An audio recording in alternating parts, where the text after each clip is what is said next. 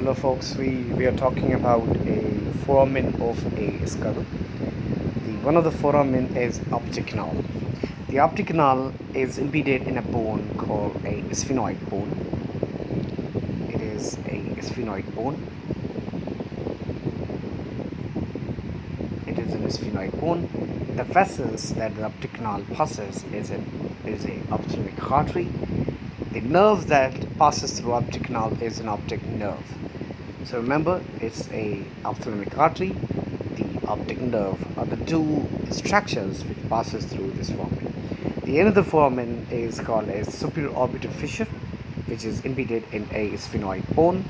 The vessels that it passes through is an ophthalmic vein and inferior ophthalmic vein. So both of the ophthalmic vein passes through a superior orbital fissure, and the nerve that passes through is the third nerve, which is the ophthalmic nerve. The fourth nerve, which is trochlear nerve. The fifth nerve, which is the trigeminal nerve, and the abductor nerve, which is a sixth nerve, which passes through a superior orbital fissure. What about inferior orbital fissure? It is located in a sphenoid and maxilla. It passes through a inferior ophthalmic vein and the inferior orbital artery and inferior orbital vein.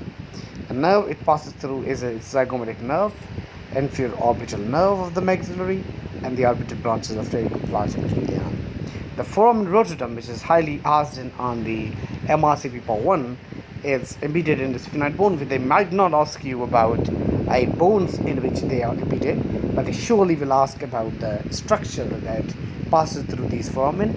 And the rotatum is a highly important one among them, and it passes a maxillary nerve into it. And the foramen ovule is equally important. That is in sphenoid bone. They pass the meningeal arteries, accessory that is, and mandibular nerve. The third